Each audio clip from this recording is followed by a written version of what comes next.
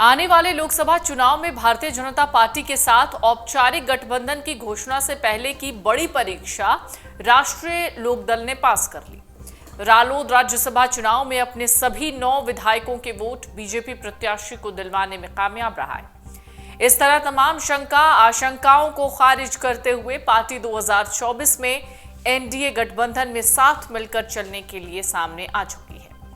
राज्यसभा चुनाव को लेकर पिछले कई दिनों से गहमागहमी थी। सभी राजनीतिक दल जोड़ तोड़ में लगे थे। सभी दलों के सामने अपने अपने विधायकों को एकजुट रखने की चुनौती थी। सबसे ज्यादा निगाह छोटे दलों पर थी। इसके साथ ही रालोद के चुनाव निशान पर लड़े और सपा से आए 2 विधायकों को लेकर कई तरीके की चर्चाएं थी।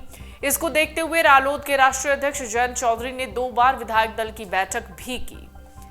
अंतिम परिणाम आने के बाद रालोद ने राहत की सांस ली, क्योंकि गठबंधन के ऐलान से जिस तरीके से जो तस्वीरें सामने आ रही थी, उससे पहले रालोद ने अपनी एकजुटता को दिखाया था। इस पर पार्टी के राष्ट्रीय प्रवक्ता अनिल दुबे ने कहा कि हमें पहले से कोई शंका नहीं थी कि हमारे विधायक विपक्ष के किसी प्रत्याशी को मतदान करेंगे। एनडीए गठबंधन में आने के बाद हमने अपनी प्रतिबद्धता दिखाई। इससे गठबंधन और मजबूत होगा। 2024 के लोकसभा चुनाव में हम एनडीए गठबंधन को इसी तरह से मात देने का काम करेंगे। दूसरी ओर तमाम दावों और कोशिशों के बाद भी सुभाषपा अपने एक विधायक को बगावत से रोक नहीं पाई। वहीं क्रॉस वोटिंग पर सपा अध्यक्ष अखिलेश यादव ने कहा कि राज्यसभा चुनाव में कोई एसटीएफ के डर से तो कोई सम्मान और पैकेज के लालच में टूटा। उन्होंने कहा बीजेपी को अपने अंदर एक सिद्धांत विहीन गुट बनाना चाहिए, जिसमें सिद्धांतहीन लोगों को जगह देनी चाहिए। उन्होंने कहा क्रॉस वोटिंग करने वाले सपा के किसी भी विधायक को हम पार्टी से निष्कासित करके आजाद नहीं करेंगे, बल्कि नियमों के तहत उन पर कार्रवाई होगी। प्रदेश सपा मुख्यालय पर बुधवार को हुई पत्रकार वार्ता में अखिलेश यादव ने कहा कि आगामी लोकसभा चुनाव में समुद्र मंथन की तर्ज पर संविधान मंथन होगा। पीडीए परिवार लगातार बढ़ रहा है, जिससे बीजेपी की हार सुनिश्चित हो गई है। राज्यसभा चुनाव में पक्षद्रोही विधायकों पर कार्रवाई के सवाल पर कहा कि सभी जानते हैं कि इस कार्रवाई का होना विधानसभा अध्यक्ष पर निर्भर करेगा, लेकिन हमारी ओर से प्रक्रिया जरूर पूरी होगी। क्रॉस वोटिंग करने वाले सपा विधायक मनोज पांडे के बारे में उनका नाम लिए बिना अखिलेश ने कहा वो तो हमें बीजेपी और आरएसएस के बारे में सूचना देते थे। हमारी चिंता ये है कि अब वो सूचनाएं कौन देगा। उन्होंने कहा जल्द ही चीफ व्हिप तय हो जाएगा। सपा विधायक पल्लवी पटेल से कथित विवाद पर अखिलेश यादव ने कहा कोई विवाद नहीं हुआ है। हमने उनसे कहा कि अंतरात्मा से वोट दें। अगर अंतरात्मा बीजेपी को कहती है तो बीजेपी को दें, हमें कहती है तो हमें दें।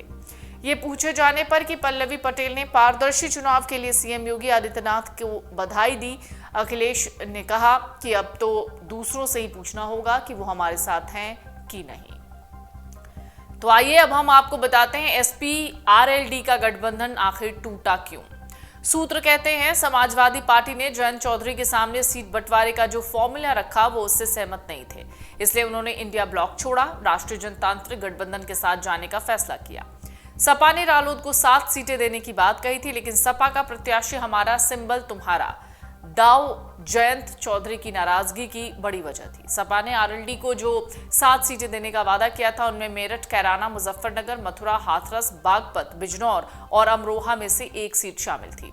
सूत्रों के मुताबिक सपा ने जयंत को इनमें से 4 सीटों कैराना, मुजफ्फरनगर, बिजनौर और मेरठ के लिए अपने प्रत्याशियों की सूची थमा दी थी। यानी इन सीटों पर सिंबल तो राष्ट्रीय लोकदल का रहता, लेकिन प्रत्याशी समाजवादी पार्टी के।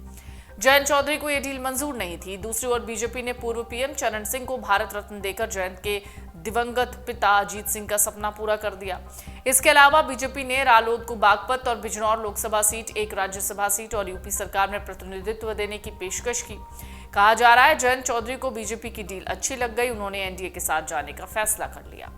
आपको बता दें पश्चिमी उत्तर प्रदेश में जाट समुदाय का करीब 17% वोट है। लोकसभा की 27 सीटें इस क्षेत्र में आती हैं। जयंत चौधरी की आरएलडी का वेस्ट यूपी में प्रभाव है। उनके साथ आने से बीजेपी को इस क्षेत्र में फायदा होने की उम्मीद है।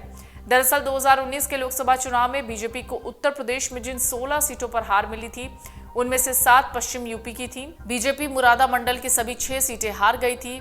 बीजेपी के साथ आने से रालोद को फायदा होगा। दरअसल पश्चिमी उत्तर प्रदेश में जाट वोट अब तक बीजेपी और रालोद के बीच बढ़ता था। मुजफ्फरनगर दंगों के बाद से जाट वोटों का बड़ा हिस्सा बीजेपी के पाले में आया।